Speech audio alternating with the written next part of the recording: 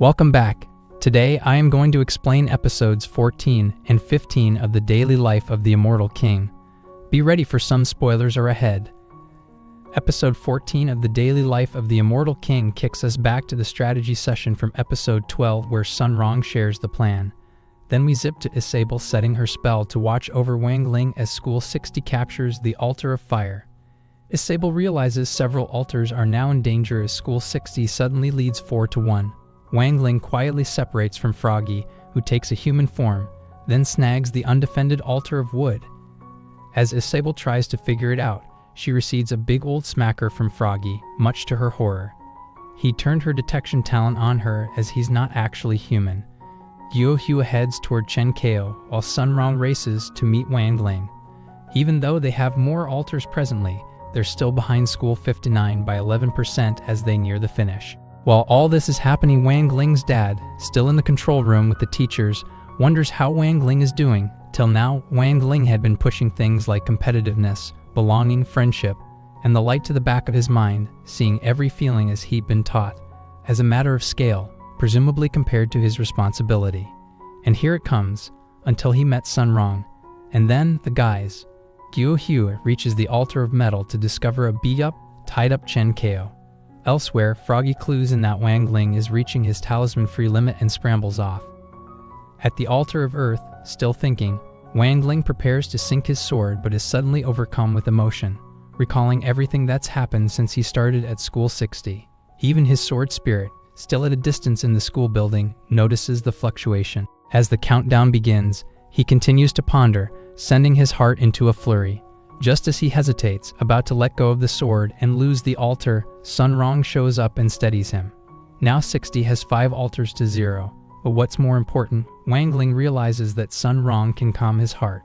Meanwhile, back at the altar of metal, Guo Hua seriously worries about Chen Kao's state. There's an uproar among the teachers. What about the level of protection put in place for the competitors? How is this possible? As Sun Rong teases Wang Ling about his smile, Shadow Faction leader, formerly known as Fakey Bufang, finally assaults Sun Rong, forcing her spirit out of her body. And Wang Ling just loses it. His dad and Juyi run to help, but Froggy leaps in, freezing time. With a roar, Wang Ling breaks free, attacking Shadow Leader. She too unfreezes with a laugh, and as a man possessed, he continues his onslaught on her barred verbal barrage.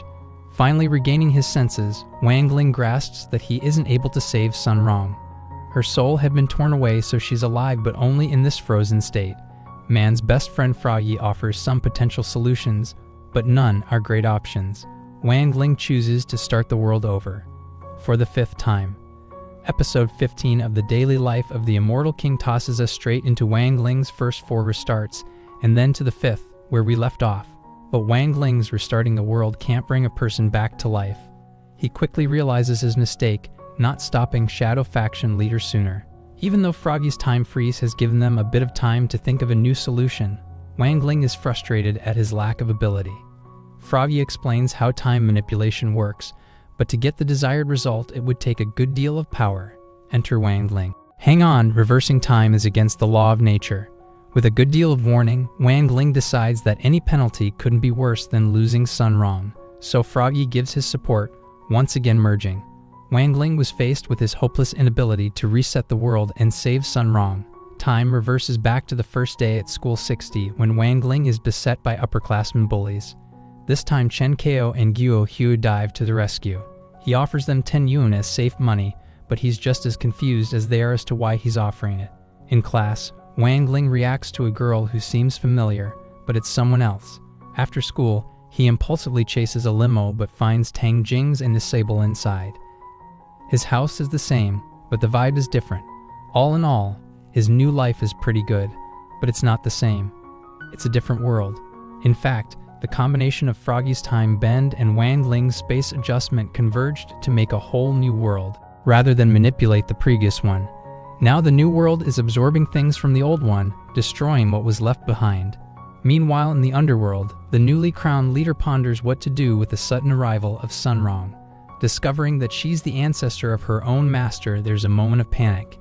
They tell a confused Sun Rong that she must be dreaming. In the new world, the guys head to the amusement park, Heavenly Paradise. They stop to have their fortunes told now with Zhu as the attraction operator. It breaks at Wang Ling's turn. What could that say about his future? The gods of the underworld realize they need to fix things to stop the world's destruction and quickly send Sun Rong back to the living. On Earth, Spirit Sword is shocked to see Sun Rong revive. As they continue through the amusement park, Wang Ling suffers from deja vu, but the guys remind him that they're there not to think but to have fun. Spirit Sword gets Sun Rong up to speed on the happenings, including Wang Ling starting a new world in an attempt to get her back. They decide they must wake him up to set things right. At the Ferris wheel, Wang Ling finally breaks down, realizing someone important isn't there. Memories flicker in his mind. Sun Rong is ready to help Wang Ling by using Spirit Sword, even as he cautions her. She tells him that for a girl, to love is to destroy the world. Sun Rong and Spirit Sword save Wang Ling. As he has visions of her and their shared past, she breaks into his world. Chen Kao encourages him to go, as she's waiting for him. Time does turn back, returning everyone to the games and the moment where Chen Kao pushes fake He Bufang from the altar of metal. Just as He Bufang emerges as Shadow Faction leader, a giant hand knocks her several feet to the ground. That's our Wang Ling, immediately remedying the situation before things spiral. And it's School 60 for the win to cheers and shouts all around. Before Sun Rong can reach Wang Ling to celebrate and have their moment like in the past, she's detained by news reporters wanting a soundbite. Froggy consoles Wang Ling as they flash back to the big decision.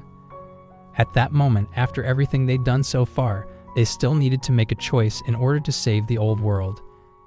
It would mean Sun Rong losing her other world memories. Sun Rong assures them that even if she doesn't remember them saving each other, her feelings will still bring her back to Wang Ling. Wang Ling and Sun Rong decide together to put the world to rights. At the games, Wang Ling's dad arrives with a new talisman. Froggy notes that once his emotions are again sealed, it will be tough to have a relationship with Sun Rong. But Wang Ling chooses world peace and receives the talisman. We close on Wang Ling once again alone. After the credits, we get a quick glimmer of Wang Ling asking Froggy to rewind to a moment with the Shadow Faction chauffeur and a little rarely seen smile from Wang Ling. This series ends here. Let us know your thoughts in the comments section. Also subscribe to this channel for more interesting contents. Thanks for watching.